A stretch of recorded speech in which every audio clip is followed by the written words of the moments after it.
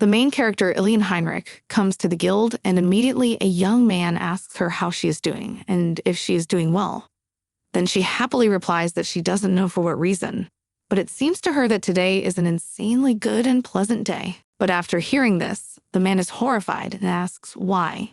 If Ilian Heinrich thinks everything is fine, she wants to resign and suggests that perhaps he has offended her in some way. But she only awkwardly averted her gaze and explained that there was no special reason for it, because she had simply grown old and could not work as before, so she wanted to leave. But the man indignantly remarked that she had not aged at all.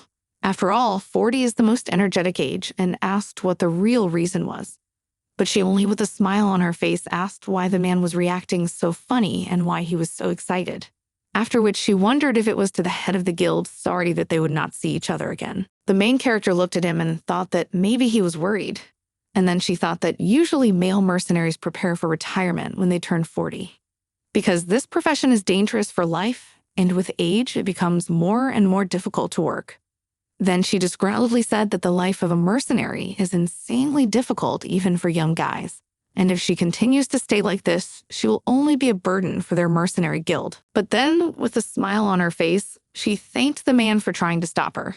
He looked at her smiling face and wondered if she really had to leave now, but she nodded her head firmly, letting him know it was okay. Upon seeing this, the guild leader only waved his hand in displeasure and informed her that he didn't want to look at her anymore, and informed her that she could leave as long as he let her go. So the protagonist, walking down the crowded street, thought about the fact that she had warned once before that she would leave. But it seems that despite this, the head was still upset and thought that she should have gone and comforted him.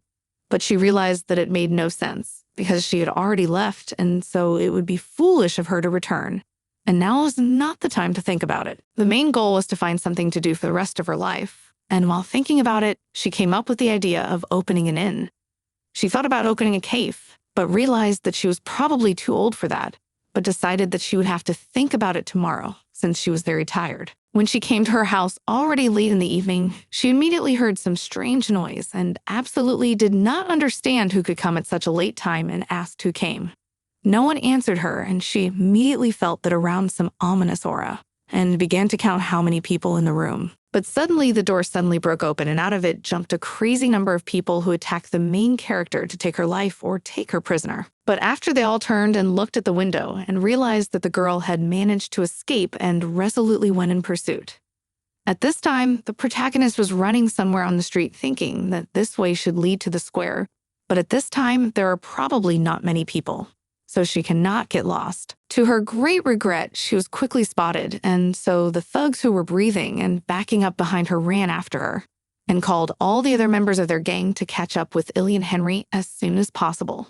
But she was running and thinking that it would be best to hide in the woods to get away. She ended up doing just that, and everything was fine till then, although she was still being chased. But she found herself at the edge of a river with an insanely strong current. She knew right away that if she jumped in, it would end badly for her. But she wasn't even given time to think about it as the thugs sneaked in behind her back immediately, who, grudgingly looking at Ilian Henry, reported that she was a very good runner despite the fact that she had retired. But her legs were really fast. The protagonist had absolutely no answer to this and wondered why the thugs were acting like this if they wanted to get her corpse in one piece, and warned her that they had better not make such a fuss. And wondered why they were following her, they only informed the girl that she was insanely daring for her position. One of the thugs who were watching her unhappily said that the girl should have been in the village 2 months ago. One of the thugs who'd been watching her grudgingly said that the girl should have been in the village 2 months ago. She looked at him unhappily and admitted that she did remember being there, and that it was the same place where the villagers had united and bullied a girl. The disgruntled young man said that Ilian Henry was a mad Nakalka, because such behavior was just a tradition in their village. But such a thing could not stand the protagonist, who shouted at the man and asked, is it a tradition of their village to take a girl from a neighboring village and beat her to death for the sake of the victim, and asked if these people had any idea what she'd been through and what she'd experienced, and then said that she was only following orders from her father, who had given up his fortune just to save his daughter. But those absolutely did not listen to her, and smiling angrily, looking at the main character, reported that she dared to interfere with their tradition. So they were waiting for this moment when she would finally leave the mercenary guild. and now she was alone, so she herself could not cope with them all. But the main character was quite shocked to hear that she was lonely because she knew that she had always been alone. She never had a family to protect and a loved one, and she didn't even have any friends. And that's how she lived her whole life. Looking at the crowd in front of her, she realized that she would always be alone. So she looked at the people in front of her and then asked how much her life was worth. Ilian Henry was sure that her life was worth at least 10,000 gold pieces. And presumably if she died, these people would get their money. But the men who heard about it were only displeased and wondered how she knew all this. The protagonist, with a calm, cold-blooded expression, said that she had been a mercenary for a year, and if they were going to kill her, they would do it quietly. But despite her calmness, the men simply informed her that the girl had nowhere to run to anyway, so she had better surrender. She only smiled brightly and said that she didn't mind at all and was glad that at least before her death she was able to mock them. They immediately realized the main character was up to something, and the next moment she jumped resolutely into the water with a smile on her face as she thought about the fact that she was not at all sure she could live alone. But even so, she had no reason to die, nor did she have any reason to live. But suddenly the memory of Julius Aldehart came to her mind. The young boy who smiled so brightly, and Ilian Heinrich didn't understand why in the last moments of her life she remembered him. But then she realized that most likely when that boy would hear of her death, he would be madly sad. At this time, Julius Aldehart was being reported to by a servant who seemed insanely agitated, which the young man immediately noticed. This night for 15 years, every day he received a report about the heroine. He knew absolutely everything she did during the day and whether everything was all right with her health, and it was quite insignificant details. But Julius Aldehart still liked to listen to it. Then he looked sternly at the young man who had come with the report and told him that if he was not going to tell him anything, he would just go on about his business and asked him to hurry up. In fact, in such a gray and sad world of Julius Aldehart, telling him about Ilian Heinrich was the only joy. Then the knight bowed before him and told him the tragic news that Ilian Heinrich had died a tragic death.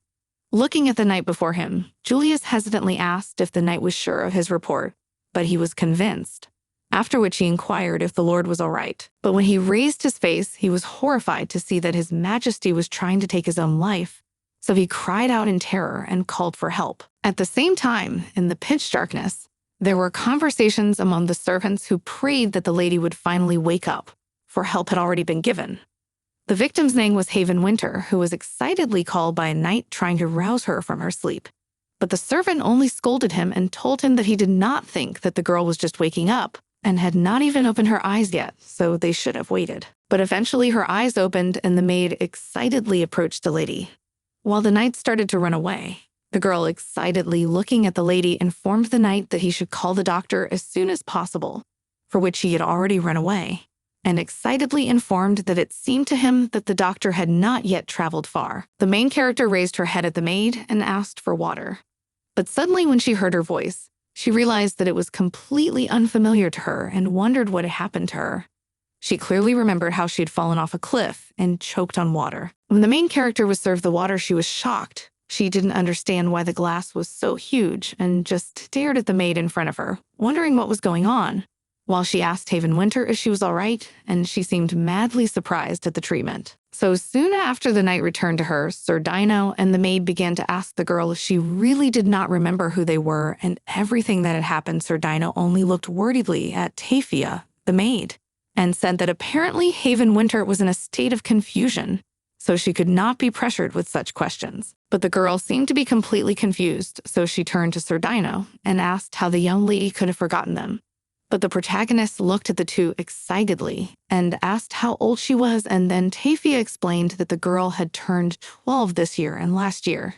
She had been madly happy that she had finally graduated from the humanities class.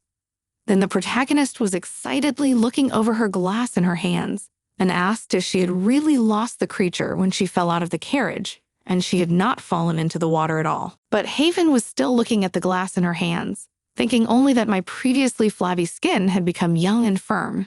And then she began to remember everything that had happened to her, and she realized that she had jumped into the water heroically so that the men wouldn't get the money, and in the maelstrom, she had tried desperately to swim out to stay alive. But in the end, she had drowned. So the protagonist looked excitedly at the maid and asked what year it was. And she said with a smile on her face that it was the year 218 and the 4th month according to the Hareth calendar. When Haven Winter heard about it, she was madly happy that she was in the same empire where she grew up. But afterwards, she was surprised because the girl had just named 218 year, and the day of her resignation and death was in the 12th month of 228 year. And she was in the body of a 12-years-old girl and came back 10 years ago. After realizing this, she immediately began to deny everything that had happened. But in the next moment, Haven Winter took control of herself, and looking carefully at the maid, asked her to reintroduce herself, and with a smile on her face, said that her name was Tafia, and pointing at the young man next to her, introduced him as Sir Dino. After listening carefully and remembering their names, the protagonist asked the guys to go out because she was a little tired after all that had happened. But at that moment, a worried maid asked if Haven Winter was all right, but she was surprised at her reaction and asked why she'd asked. Tafia calmly explained that the Haven Winter she knew was a shy child, so she couldn't even ask anyone to do anything or leave the room by herself, but then awkwardly apologized to the girl for her words, because she couldn't judge her mistress so easily. But Haven didn't seem to be offended by it, so she smiled at Tafia and then looked at Dino and told the girl that she didn't have to worry about it and to leave, and then explained that the two of them had been taking care of her while she slept, so they should go and rest. The young knight and the maid looked at each other uncertainly, not understanding whether they could go or not, but Dino gave Tafia an attentive look and said that if it was the order of the mistress, they should obey, but the girl obviously didn't want it and looked very restless. A red-haired woman who was looking at the protagonist said that if she was awake, she needed her to sign some papers and handed her a quill and told her where her signature was needed. But Haven Winter only looked at the woman in front of her and asked who she was. And the woman in turn asked unhappily whether Haven Winter had forgotten her own aunt, and did not understand what her father had taught her all this time if she had been brought up so disgustingly. But at that moment, Tafia intervened in their dialogue, and calmly looking at the miss informed her that she should wait, because Haven Winter didn't know many terms at her age and was also very tired. But at that moment, unexpectedly, the maid was struck by this woman and yelled at, wondering how such an insolent maid could interfere with her unsolicited advice. Then she immediately noticed Sir Dino, who was maddened by this behavior, and shouted at him, asking who he was and why he was pretending to be a noble knight, and asked if he was going to hit her, a woman who was an aristocrat. But he calmly bowed and apologized for his behavior. But at that moment, the protagonist took the paper that Rosaline Celian handed her and read what was written there in her voice. The paper said that the protagonist waived her right to all of Winter's property and ceded the right to the property to her guardian. Rosaline Celian only looked at the protagonist unhappily and asked Haven Winter why she was reading it in the voice, because all she had to do was sign it. But at that moment, the main character looked at Tafia excitedly and wondered if this woman was really her aunt. She convinced her that she had understood everything correctly. But at the next moment, unexpectedly, the protagonist tore up the letter and said that apparently at this time, people are more interested in money than in the health of their relatives. And she wondered if it was like this 10 years ago. Looking at this picture, Rosalina Celian was only displeased and asked what the protagonist was doing. But she said that the woman should have seen that she was tearing up the contract, and then she strongly threw it in the woman's face. Only mad and furious, she asked Haven Winter if she thought she would get away with such a thing. She was still her guardian, but the protagonist only looked away from the woman and told her that she was absolutely right, and she was her guardian for the time being, and ordered her to leave her room immediately. She was literally shocked by this behavior from a little girl. While Haven Winter turned to Dino and told him that he was supposed to be her knight, so she asked him to kick the woman out. He obeyed the order and did so while she was cursing angrily, not going to obey and screaming for Sir Dino to get his filthy hands off her, and she was ready to go out on her own. When the doors closed behind this person, she was immediately approached by Tafia, who asked if Haven Winter was okay or not, but she calmly looked at her and asked why she should feel worse. The maid calmly explained that this woman was her guardian. When she heard this, the protagonist thought about the fact that he was now in the body of a girl who was 12 years old and had lost her parents and now needed a legal guardian. But she was taken out of her thoughts by Tafia, who calmly looked at the main character and said that Rosalina Celian was a bit rude, but she was her only blood relative, and therefore Haven Winter should not communicate with her in such a way. Then the protagonist resolutely said that she agreed with such words, but even so, she was not obliged to hand over all her possessions to the guardian. Her guesses were confirmed by the maid. So Haven stated that she had to come up with some plan so that she would not need any guardian for the next 6 years. In the evening, still lying on her new bed, the protagonist thought about the fact that everything that happened to her seems absolutely incredible, but she really was able to go back 10 years ago and into the body of a 12-year-old unknown girl. In her mind, she still had memories of 40-year-old Ilian Heinrich, and she also still remembered all the memories of the mercenary guild Green Dawn, with whom she had risked her life together, and they had participated in a huge number of battles. And also she had a son, and then the protagonist excitedly jumped up from her seat and quickly went to the calendar and began to look at all the dates recorded there and analyzed what she had learned. After all, it was now 2018 according to the calendar of Giraffe, and comes out in 5 years in the second month of 223 years when the wind was blowing, and there was a snow blizzard. Her only child died. His life was cut short when he was only 5 years old. But then the protagonist, excitedly remembering it, realized that in her past life, she just had to forget about her son in order not to go mad with grief and continue to live on. But then she thought that maybe there was at least some chance to save him, and in that case, she could change the future. But for that, she had to find out everything about the owner of the body in which she had moved. The protagonist realized that this 12-year-old girl had a lot of problems. The first problem was that the Winter family was completely bankrupt. The main character, sitting in the study and leafing through all the papers, madly wondered where the huge debts came from. But Tafia calmly explained that the money was needed to pay the bills to support the estate. But the girl was only dissatisfied, asked if they do not have any savings at all, and what the maid calmly explained, that after the death of Baron Winter, business gradually fell into decline. So of the servants remained only she and Dino, who continued to serve her faithfully. At that moment, the protagonist thought about the fact that according to Tafia, there were only 2 servants left in this huge estate, and they both made that decision because they wanted to serve her family for the rest of their lives. Then the protagonist, decisively looking at the papers and writing out their debts, thought that with such huge debts, there is absolutely no hope for the future, and it seems that so far no one has thought about how to pay back all these debts.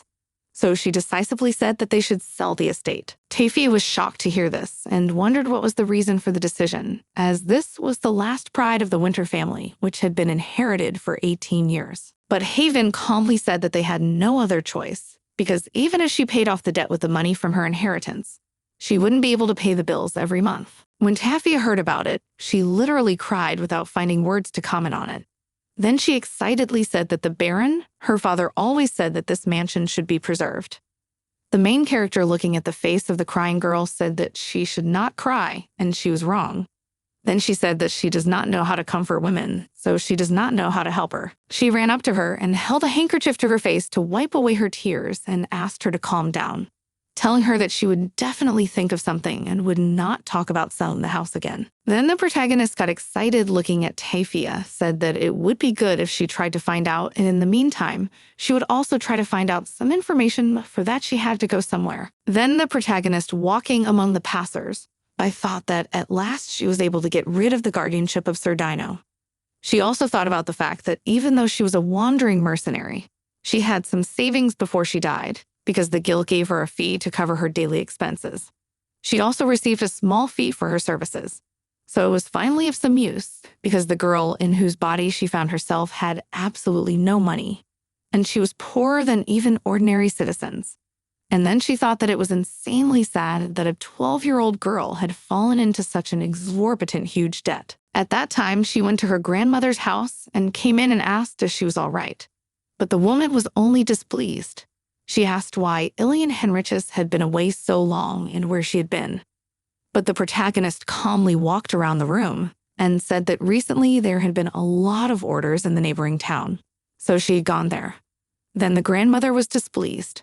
She asked why her granddaughter's voice had changed so much, as if she had become younger, because the woman was blind but immediately realized any changes.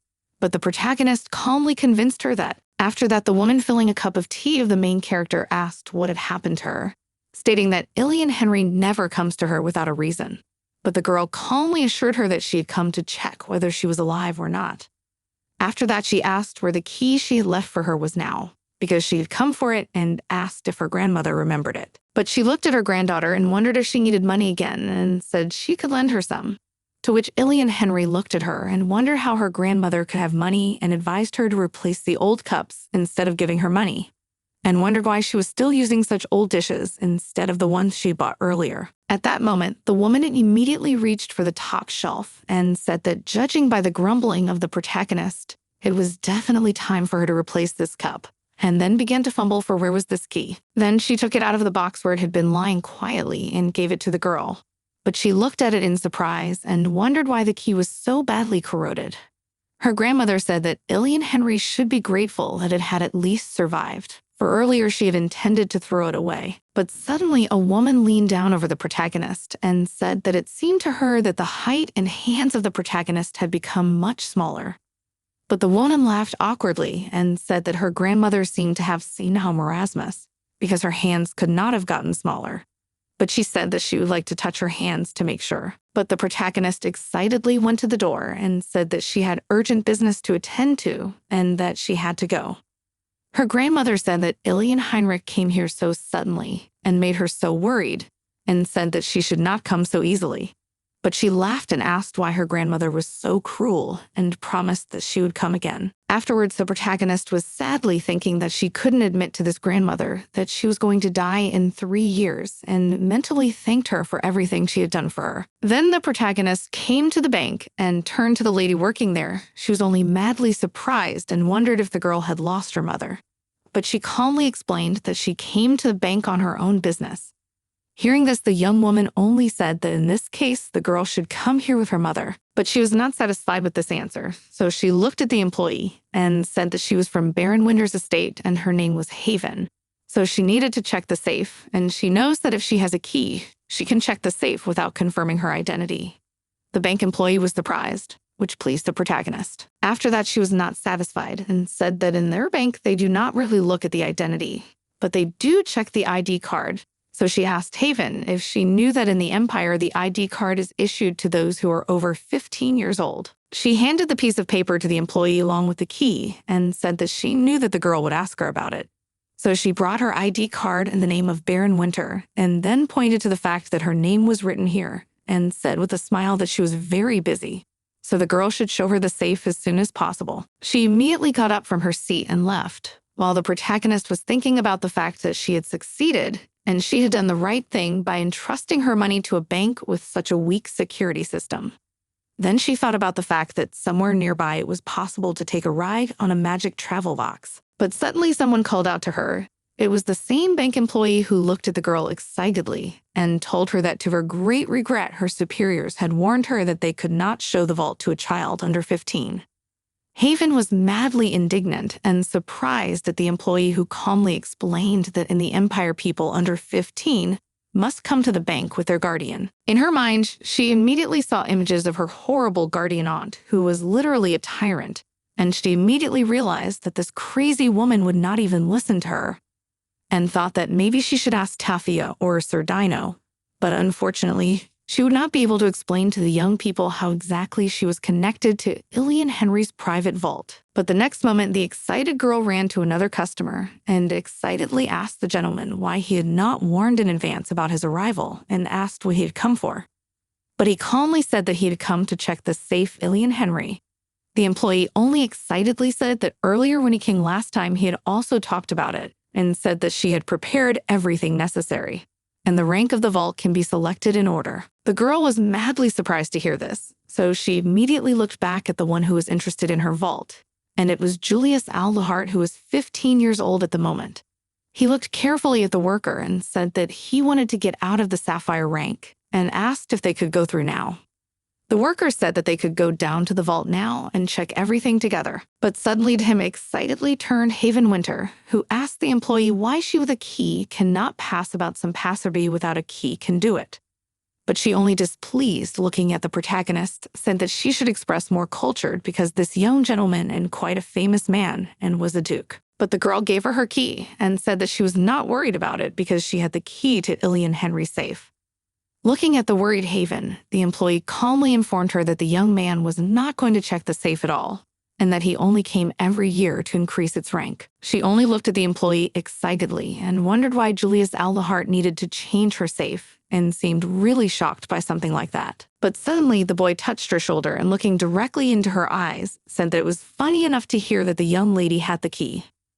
Looking at the young man in front of him, Haven Winter noted that the boy's eyes were, as usual, insanely dark, and there was some undisguised power lurking in them. Then, looking closely at his face, she stated that they had known each other for 16 years.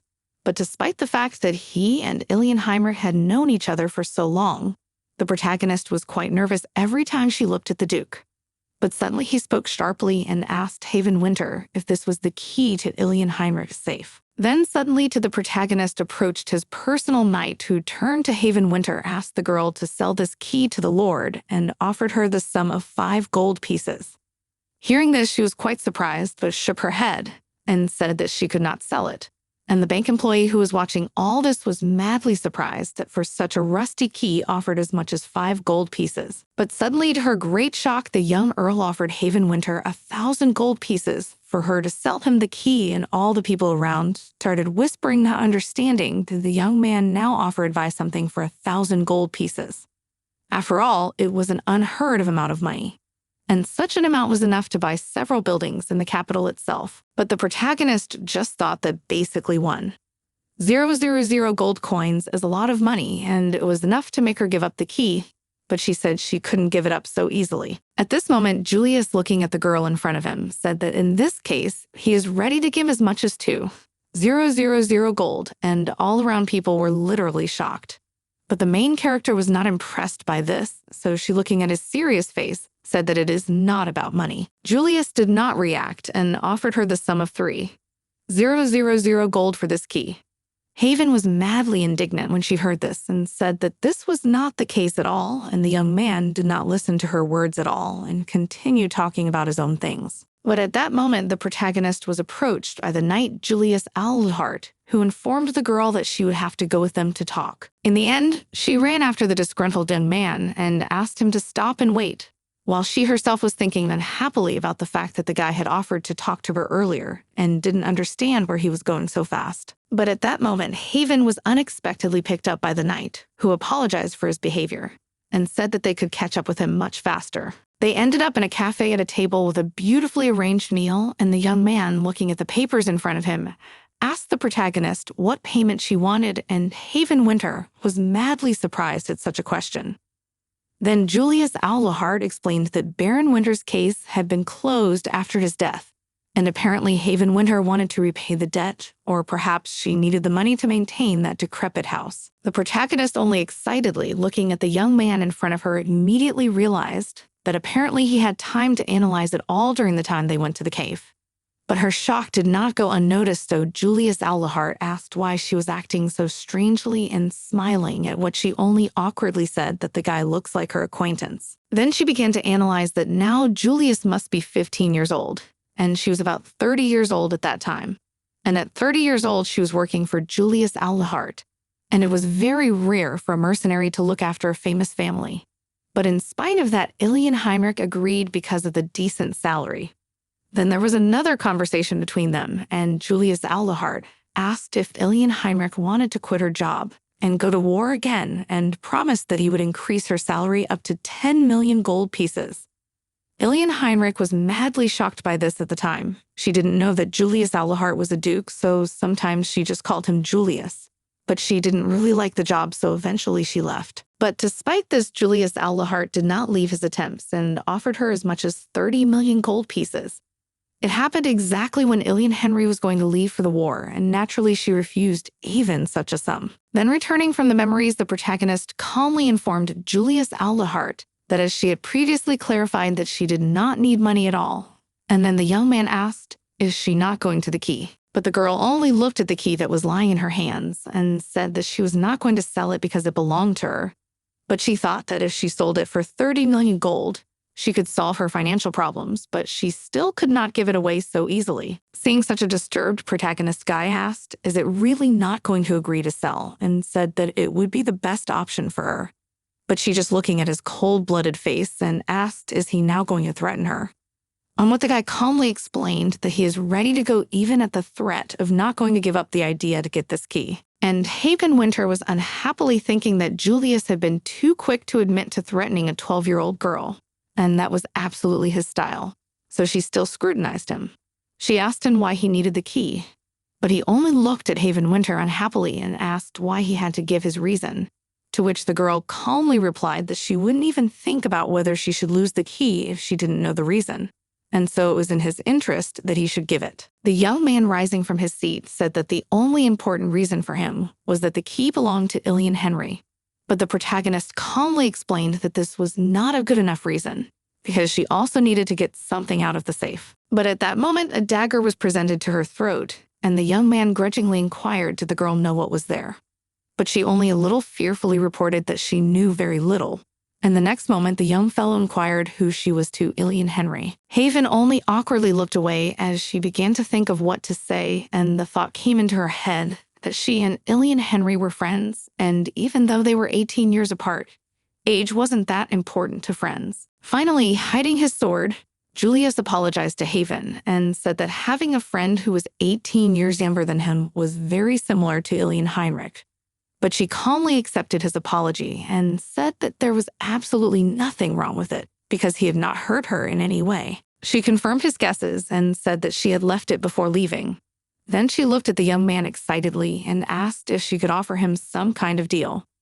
Then she said that the boy must be curious about what was inside the safe, and she was only 12 years old, so she could only check the safe if she was over 15. But he calmly assured the girl that he was ready to examine everything there, and assured her that everything would be fine. When the main character heard this, she jumped up from her seat and grabbed his hand, thanking him sincerely. But then looking at his serious face, she thought about the fact that in this safe, there was all sorts of trash and cigarette butts, and she was as embarrassed as possible. But the next moment, the young man wrenched his hand from her grasp, and she thought unhappily that Julius had always been so rude, but did not comment on it in her voice, and calmly informed the lad in front of her that she could not lend him what lay within. But he calmly convinced her that he only needed to look at the contents, and the protagonist was insanely happy about it and smiled, and said that they should leave as soon as possible. Eventually they did, and they got into the magical carriage with the worker. They went to the safe of Mrs. Ilian Heinrich, and the worker warned everyone that they should not move or the magic box would sink. And the knight, looking around, wondered why Ilian Heinrich had chosen such an old place for storage. But suddenly the protagonist calmly explained that at that moment Ilian Henry had no money to open an account, and the knight was madly surprised by such authenticity on the part of little Haven Winter, and so asked what she meant. At the same moment, the girl calmly said that it was just her guess, and she did not know the exact information. But Gaius was clumsy, so when he was getting out, he accidentally hit a bank employee. When Julius Aulahart saw all this, he grudgingly said that the knight could use some weight loss. But at the next moment, the doors opened and the worker with the bank said that they could go inside.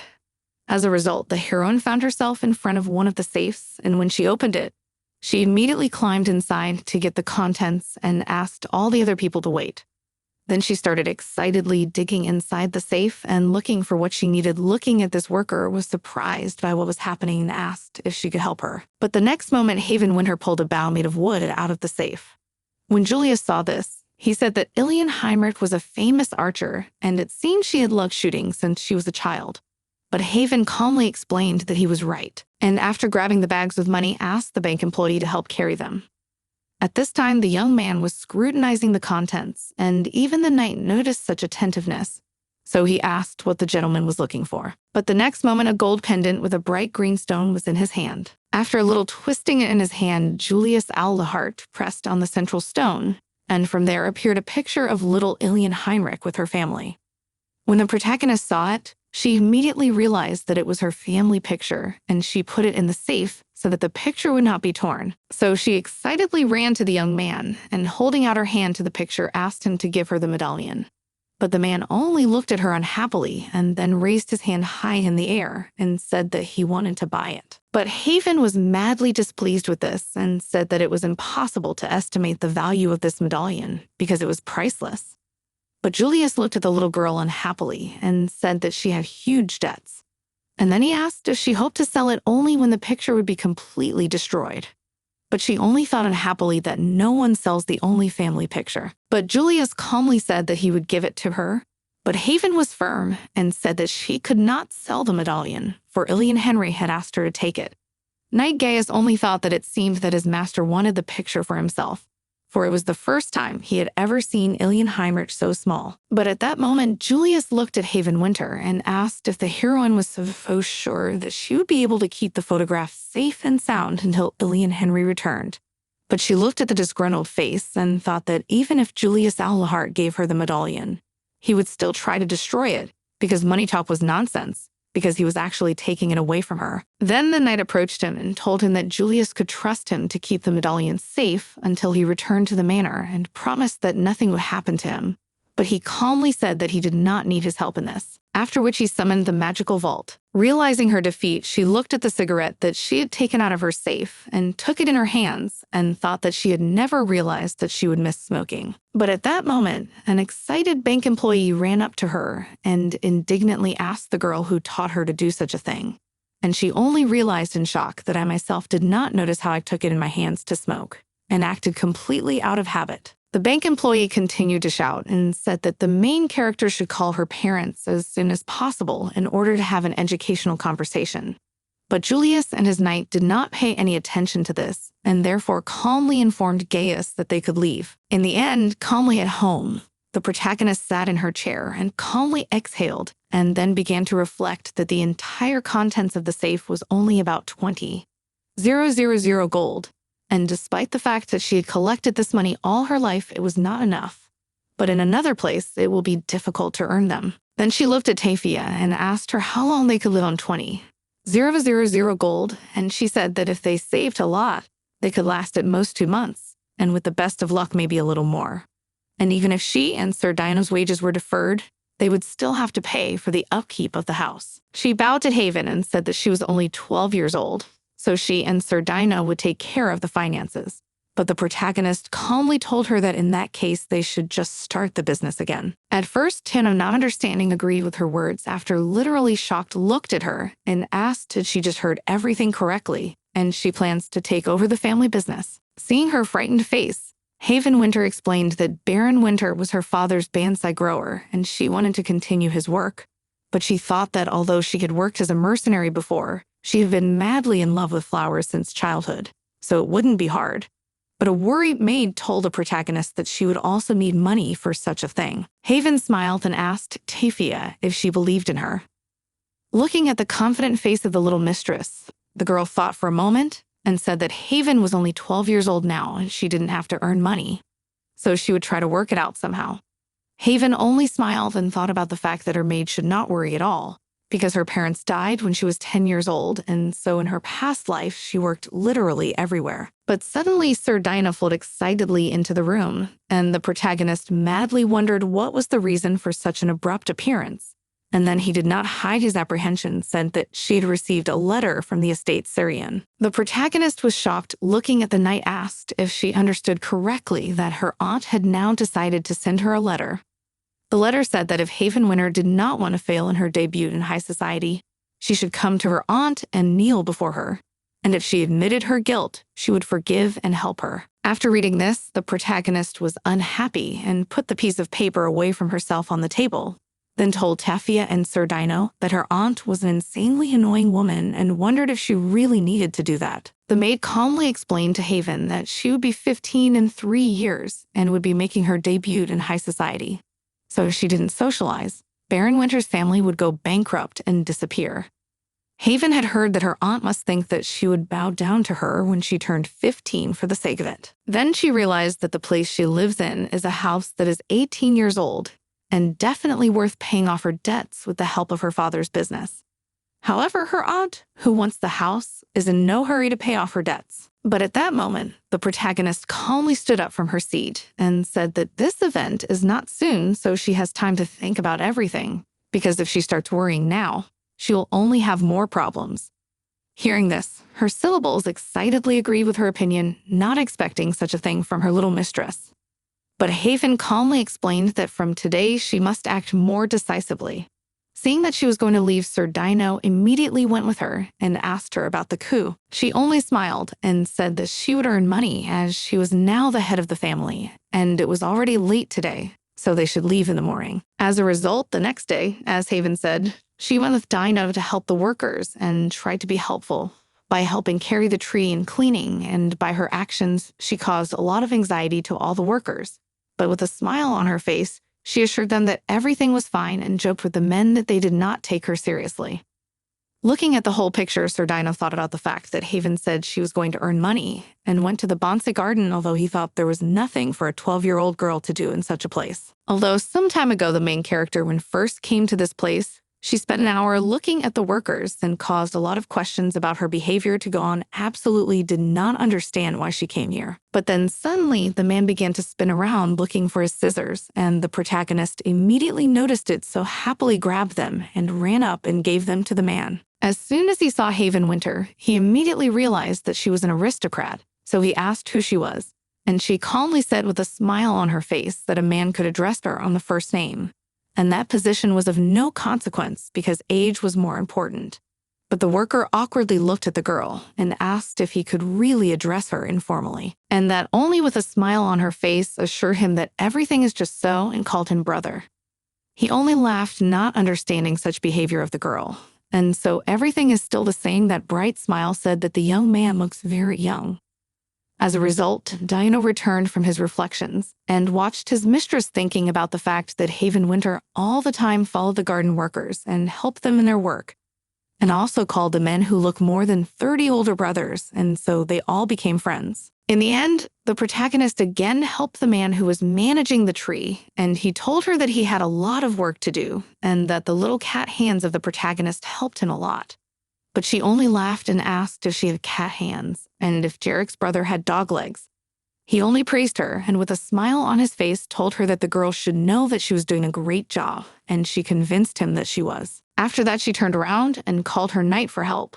But when he approached, she immediately turned around and walked away with a smile on her face, leaving a confused Sir Dino in incomprehension of what had happened. And happily running away, she informed her brother that she would put the branches a little further away and wondered if he was going to graft these branches to another tree.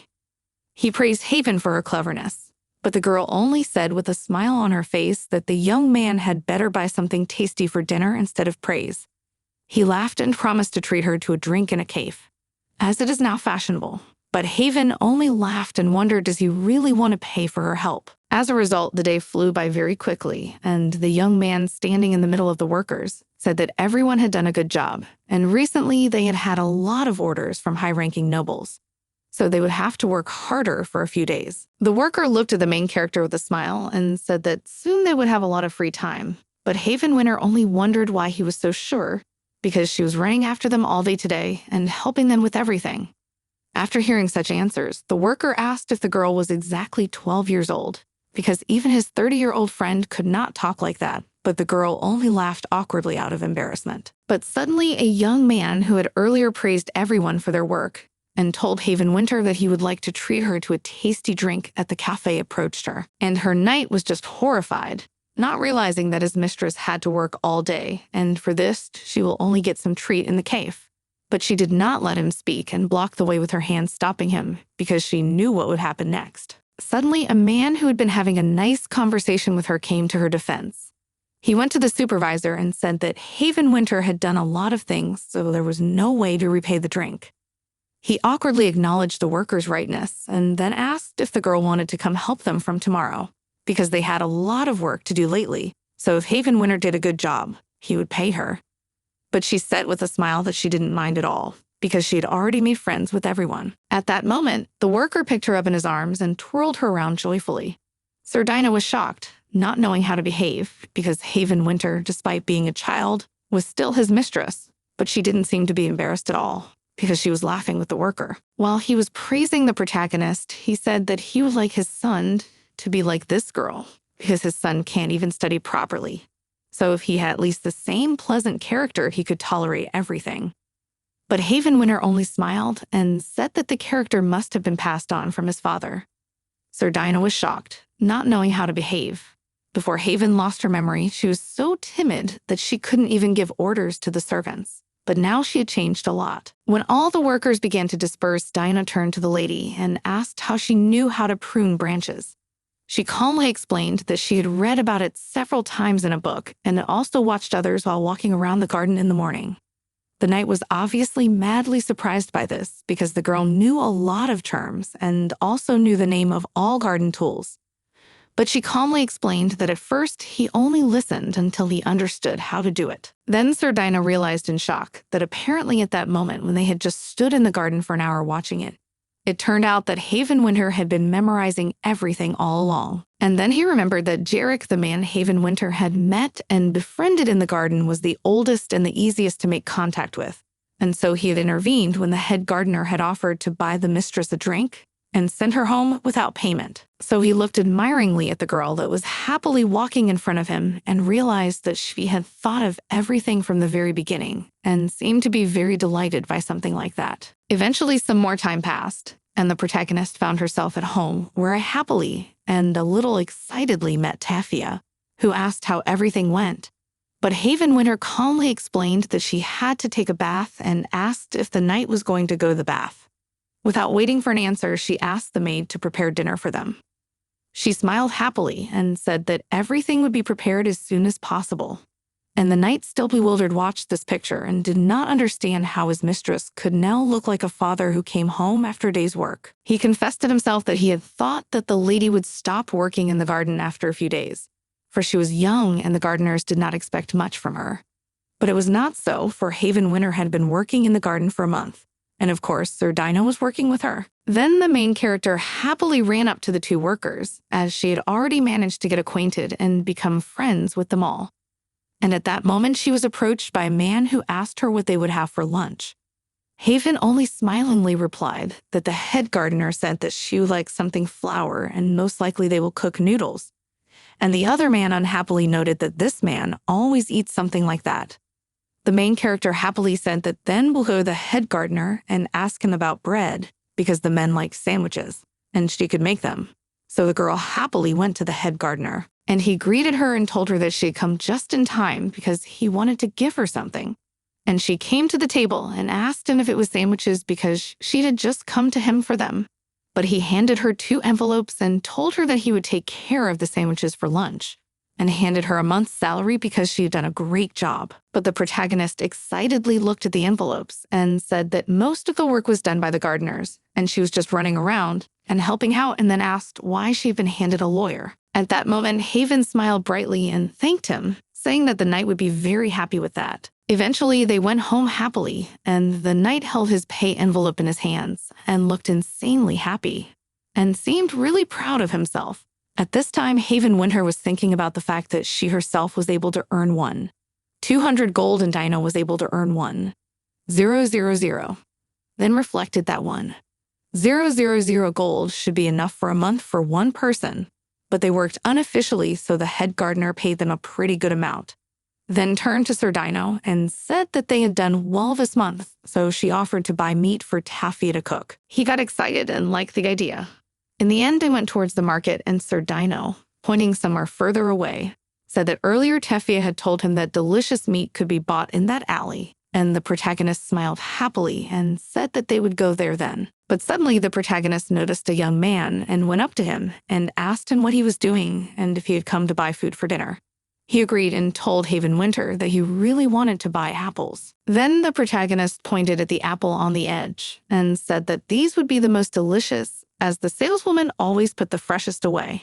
It seems that the man was surprised, but the face of the saleswoman spoke for itself, and then he, fully trusting the words of the girl, held out and paid for the fruit. But then suddenly a young man approached the girl and thanked her for telling him where to get delicious apples and seemed very worried. But the protagonist only smiled calmly and said that it was a minimal amount of help, so there was nothing special about it, and wondered if he had called her for such a small thing. But then he explained that he actually had a small request for her.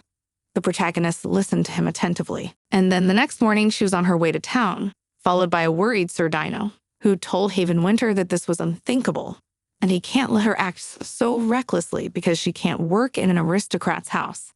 If Tafia finds out, she'll be devastated and disappointed. But at that moment when she heard about Tafia, the protagonist turned to him and asked him how much they had to pay this month's bill. And he calmly and a little sadly informed her that their bill was 8,000 gold. Then she reasonably asked him how much they'd earned last month, and he admitted that the two of them had earned 2,000 gold. 000 gold. And then she looked into his worried face and took him by the edge of his pant leg and told him that if this continues, they will simply go bankrupt, but pride, and they can save after they earn money. The knight admitted that he agrees with the opinion of the main character, but tried to explain to her that it is still not normal because she is of noble blood, and said that he himself will go to work, but she should not do it. Looking into the young man's worried and frightened face, Haven Winter realized that Sir Dino would continue to worry about the matter. The young man had never calmed down since yesterday when the young gardener had made his request to her. As it turned out yesterday, a young man asked the main character to replace him at work in the garden, and he worked at the Julius estate. And that estate was an insanely hard place to get a job. After all, the name of the Lahart family is even on the national flag that is kept in the imperial palace. After all, the emperor, who was chosen by the Black Dragon, founded the empire, and then called this dragon Duke Lahart. It was impossible to check whether it was true or not since several hundred years had passed since then. But the Lickard family still exists today and has so much power that it can even change the laws. When she thought about it, Haven Winter realized that she could not keep up with such a great family. She was only the daughter of a baron. But if she worked at the Duke's estate, it would leave a shameful mark on her for a long time, so she could understand Sir Dino's fears. So looking at him carefully, she wondered if the young man could do the job for her. But the young man calmly explained that the gardener who had asked her to do it had not had high expectations. Haven agreed and asked him how long he thought they would be working in the garden. He said he didn't know and had no idea. Then the protagonist, remembering the garden in which they worked, calmly explained that there was enough work in the garden until June while the trees were blooming. And afterwards she asked Sir Dino what would happen in October when the leaves fall and what they would do if their work ended and there were no more orders. So it was obvious who would be fired first, her and Dino. He looked at the main character who was thinking so sensibly and realized that she was behaving differently from 12-year-old children. So at first he thought that the girl was just a little older than her age. Seeing how she perceived reality, Sir Dino realized that Haven Winter seemed more mature than even he himself, who was 22 at the time. She said firmly that they needed this job, so they had to go. Looking at Mrs. Sir Dino absolutely did not understand how a 12-year-old child, who should live her best life, could look so reliable because her parents died because of an accident after which the servants left the estate, as the future of the Winter family was doomed to collapse. And looking at the other servants, he and Tafia thought for a long time whether they should stay at the estate, barely 20 years old, but they couldn't leave. After all, it was the Baron who had helped his poor family in his time, and his wife once bought medicine for Tafia's sick mother, saving her life. So they decided to continue serving Haven Winter, but the future seemed bleak. But suddenly distracting him from his thoughts was the joyful voice of a smiling girl who asked why Sir Dino continues to stand still and asked him to stop being offended after all. She only scolded him a little, and he is already so upset. Looking at the 12-year-old girl, the knight realized that it would be just much more peaceful to support her and follow her. But suddenly they stopped at a building, and the knight asked excitedly why Haven Winter was not going straight to Duke Julius Lahart's estate, but had decided to stop at a brewery.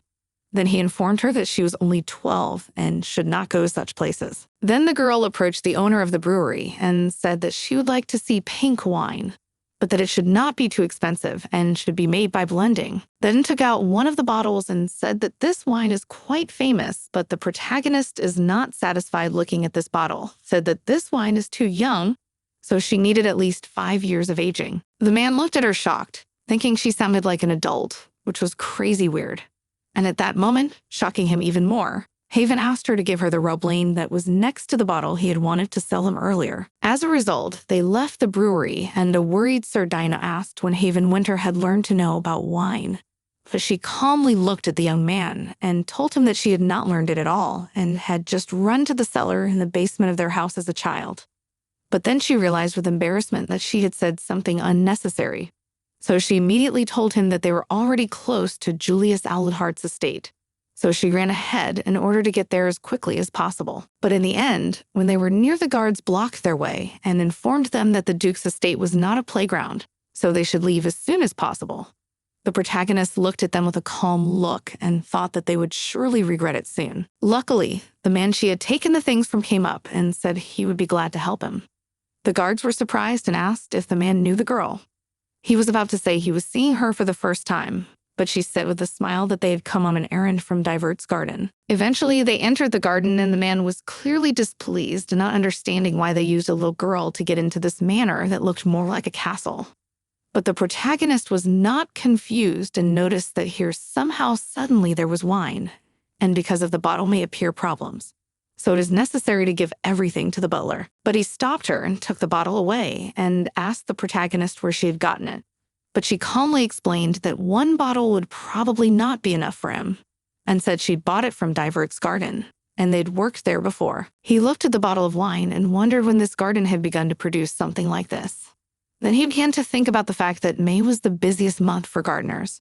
So if they had come to Fred, the only gardener on the liquored estate, with this wine, it was likely that Divert had asked them to do the work in the Duke's garden. Seeing this reaction, the protagonist calmly turned around and said that she would probably have to report to the butler about the winery where the wine is made, and called a night after her, saying that they have too much to do. In the end, Fred could not bear it and turned to the butler, who asked him in surprise whether the man really wanted to entrust the garden to the Divert gardeners, and then told him that Vincent's gardeners had done it every year before. Fred calmly explained that it was so, for it was his duty to be complacent. Watching all of this, the protagonist realized that the reason why the butler disliked them was obvious, because he did not inspire confidence in Fred with a bottle of wine in his hands and a little girl who wanted to work here. She ran up and hugged the butler and introduced herself. He didn't push the child away, and looking into her puppy dog eyes told her that he was pleased to meet her, but they still couldn't break off all relations with the gardeners for no good reason. But they're excitedly looking at him, she wondered if they really couldn't come up with anything. Looking at this picture, Sir Dino absolutely did not understand what is happening now, because after the accident, Haven became very friendly. But he first saw that she's so sucked up to someone. At this time, the main character mentally think about the fact that sucking up at 40 years old is a bit of a blow to her ego, but you need to be able to adapt. Then she remembered from her past that this butler had a great weakness for all things cute, especially children. And he started working for Julius when he was still young and never married until his 60th birthday. So when he met the children of other servants, he was ready to give them everything. So the protagonist decided to gladly take advantage of this weakness of his. She followed her plan and sadly told the butler that her parents had died early and she had no one to rely on. But Dino had agreed to raise her, but they needed money. That's why they could barely get a job at Dever's garden. If they couldn't get a job, they'd be thrown out on the street and left without a home, so they'd have to beg. When the butler saw such an unhappy protagonist, he immediately came over and hugged her and said that in that case, he would be very happy if she could work here. She was excited and asked if he was really willing to do it for her, but the butler smilingly said that he couldn't even imagine how hard it was for Haven Winter at such a young age. Especially since she had lost her parents, he was only too happy to help her. She was overjoyed and smiled brightly and thanked the butler for that, and said that she would come back tomorrow at the same time with the contract, and the butler waved goodbye. When the protagonist and Dino were walking home together, he excitedly asked the girl how she found out about this method of conquest. She thought that apparently Sir Dino was wondering how she knew that Fred liked this wine and the butler liked children. But she realized that she could not tell him about it directly and informed him that it was just an accident, and she had bought the pink wine only because it was cheap. And butlers usually like little children because they remind them of their grandchildren, and then said that they should go home as soon as possible because she wanted to wash up and go to bed. Looking at the main character, Sir Dino thought that Haven Winter is really just a terrific girl. As a result, the next day the protagonist returned to the garden where the gardeners asked how Haven managed it all, because it is simply unthinkable as the aristocrats are very strict and they always choose the same gardeners and do not change them for anything. So they were interested in how the girl managed it. But she calmly reported that she just said that in the garden of Devera works very loyal and good people. Other gardeners marveled madly at the little child and didn't understand how their garden could be such a blessing. and other men reported that they could no longer imagine working without Haven normally. But suddenly, the man turned excitedly to the boss and asked him what he thought about officially hiring the girl as a member of their family, because she was doing a good job and helping with the tools, and she had also provided them with an order, so he thought she could be accepted into their family, even though she had only been working for a month. But the head gardener tried to inform that the young girl still did not know how to work for real. But the gardener was clearly not satisfied with this and said that they should teach her how to do it, as there were many skilled workers among them. The others also stood up for the little girl, saying that she had all the knowledge to do a good job, and if the girl went to others, it would be a real loss for them. Hearing all this, the head gardener realized that he just couldn't argue with his workers, so he awkwardly said that in that case, they couldn't do anything, and so he would officially hire Haven Winter. Then the protagonist ran to Julius' estate and immediately ran to the butler and hugged him, saying that she missed her grandfather very much. And he said with tears in his eyes that he also missed her madly and thought that before children were frightened by his wrinkled face, but now they called him grandfather, and it was true happiness. But after the protagonist excitedly pulled away and said that it was very rude of her to call everyone grandfather. But he excitedly tried to explain that Haven Winter can call him that as much as she wants, and he is only happy. And the protagonist thought that she has completely won the heart of the butler, and now he will be on her side. Then he looked angrily at the head gardener and asked why their contract is still not signed, and with a smile looking at the protagonist promised that before leaving he will be sure to prepare bread for her, so she should be sure not to forget to take it, and that with a happy smile thanked her grandfather for such care. As a result, all the gardeners were given a long reprimand by Fred, who told them that since they were at Lichert Manor, all the gardeners would work under his strict supervision, for the master paid special attention to the garden, so if anyone was disobedient, he would dismiss them at once. Then the worried knight said that the girl had been working with these people for a month, and that he was sad to see them being reprimanded. But she calmly explained that this is how it should be, and this is the kind of behavior that bosses should have. After all, some tension helps to work well, and if the gardeners make a mistake, the protagonist will be at a disadvantage. And now he was acting rather coldly, which seemed strange to him. But eventually, it was time for the rest of the workers to follow him to get to work. Watching all this, the protagonist reflects that the gardeners are a bit down now. But in a few days, they will all become friends. And as far as she remembers, Fred has only one drink with someone and becomes a friend for life. And then she remembered her past, for she had only worked at the manor for a month. But it was enough to memorize the names, ages, and even family connections of all the employees. And the person who first made her think she wasn't friendly enough was Julius Owletheart's personal knight, who was now standing right in front of her, and informed her that he and Haven had met again. When she saw the girl, he informed her that he had no idea that she would be working in Divert's garden.